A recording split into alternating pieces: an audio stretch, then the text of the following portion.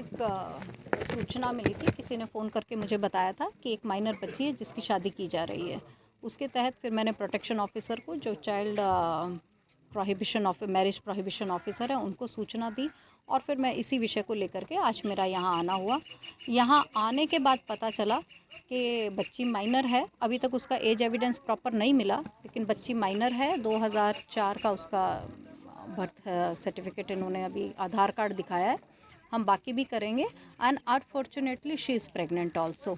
तो अभी हमने, बच्ची प्रेग्नेंट है और प्रेगनेंसी विजिबल है, उसके अकॉर्डिंग कितना है ऐसा कोई मेडिकल एविडेंस नहीं है। पीएससी से अभी हम लोगों ने बुलाया है।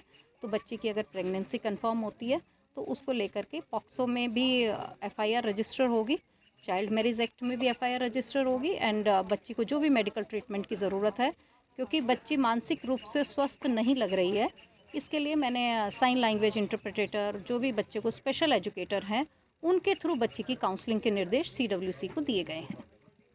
घर वालों का जी क्या कहना है, क्या इनको घटना की जानकारी थी? घर वाले अभी तो कुछ भी बताने से मुझे लगता है कि परहेज कर रहे हैं। किसी प्रकार की जानकारी हमें परिवार की तरफ से नहीं मिली है। इसमें जी आगामी क्या कार्रवाई होगी? इसमें अभी तुरंत एफआईआर रजिस्टर करके और बच्ची का जो डीएनओ होता है और जो भी आरोपी होगा उसको तुरंत गिरफ्तार किया जाएगा।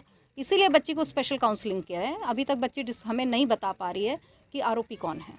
क्या परिवार की तरफ से किसी के ऊपर शक जाहिर किया गया है? नहीं, परिवार के, मुझे लगता है कि परिवार कोई ऐसा सहयोग नहीं कर रहा, तो उसमें हमें समय लगेगा। परिवार की तरफ से कोई जानकारी नहीं दी जा रही है। क्या फिलहाल कहाँ भेजा जा रहा है? बच्ची की कन्वीनियंस के अकॉर्डिंग अगर वो कंफर्टेबल फील करेगी बच्ची, तो उसको फिर चाइल्ड केयर इंस्टीट्यूशन में भेजा जाएगा। क्योंकि उसकी मेडिकल स्थिति क्या है ये आज मेडिकल के बाद पता चलेगा। अगर उसकी मेडिकल स्थिति, फिजिकल स्थिति ठीक नहीं है तो उसको तुरंत शिफ्ट कर दिया जाएगा, चाहे वो हॉस्पिटल भेजना पड़े, चाहे वो चाइल्ड केयर इंस्टीट्यूशन भेजना पड़े। यहाँ पर इन परिस्थितियों में लग नहीं रहा कि ये यहाँ की परिस्थितियाँ बच्ची के रहने के लिए अनुकूल हैं। क्या परिवार वालों की तरफ से पहले कहीं मेडिकल कराया गया है? नहीं, किसी प्रकार का कोई कागज अभी उन्होंने बताया पड़ोस में, लेकिन मुझे लग रहा है कि परिवार सहयोग नहीं कर रहा है, तो उसको लेकर के भी सख्त कार्रवाई होगी। पॉक्सो में अगर पता चल गया तो मैंडेटरी रिपोर्टिंग के तहत भी तुरंत एफआईआर रजिस्टर होनी चाहिए थी। परिवार को जानकारी होते हुए भी नहीं उन लोगों ने एफआईआर रजिस्टर कराई, तो ये परिवार का मुझे लगता है कि कहीं ना कहीं उनके कॉपरेशन में कमी है। तो very soon we will take strict action against all the culprits.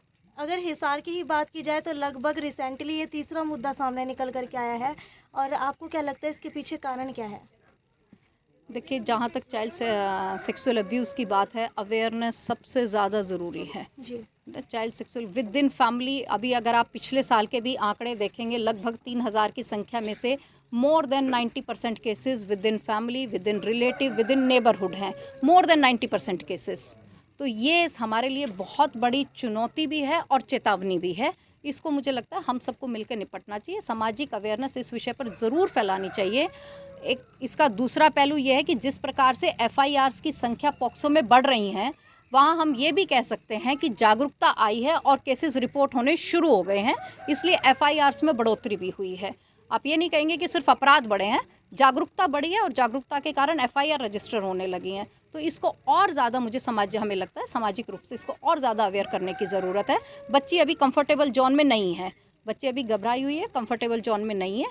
तो हमें लगता है 2, 3, 4 काउंसलिंग के बाद ही चीज़ें सामने आ पाएंगी। अभी आपने अवेयरनेस की बात की, तो आए दिन स्कूल्स के अंदर जो है गुड टच बैड टच के जो है अवेयरनेस के प्रोग्राम स्टार्ट तो होते हैं, लेकिन उन्हें कंटिन्यू नहीं किया जाता, बहुत जल्दी उन्हें बंद कर दिया। अगर आपको ध्यान होगा तो आपके हिसार में पिछले 5 मार्च की बात है कि 11 जिलों में पुलिस के माध्यम से, हरियाणा सरकार और हरियाणा राज्य बाल अधिकार के माध्यम से हिफाजत सजग सहज सुरक्षित बचपन के नाम से चाइल्ड सेक्सुअल अब्यूज़ पर एक अभियान चलाया गया, जिसमें नुक्कड़ नाटक के माध्यम से, वीडियो वैन के माध्यम से पब्लिक को जागरूक किया गया।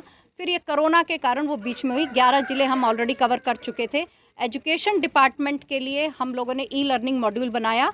और एक और चीज़ मैं बताना चाहूँगी कि जो इस तरह के बच्चे हैं जो अपनी बात को साइन लैंग्वेज में भी, पॉक्सो एक्ट को बना करके हम लोगों ने, चाइल्ड राइट कमीशन में, बाल अधिकार संरक्षण आयोग ने साइन लैंग्वेज में भी पॉक्सो मटेरियल बनाया है। तो इसको हम मैक्सिमम स्प्रेड करने की कोशिश कर रहे हैं और मुझे लगता है बहुत जल्दी, 2 साल का कोरोना शायद बीच में रहा और कोरोना में भी केसेस बढ़े हैं, पर मुझे लगता है बहुत जल्दी, जितनी जल्दी से ये विषय बढ़ रहा है, बहुत जल्दी इसमें सुधार आने वाला है। मैम, हिसार के बहुत से स्पा सेंटर हैं जिनमें नाबालिग लड़कियां काम कर रही हैं, लेकिन जैसे उनकी रिपोर्ट होती है तब तक वो वहाँ से उन्हें हटा देते और बोले उन पर कार्रवाई नहीं हो पाती और बहुत गलत। आप मुझे सूचना दें।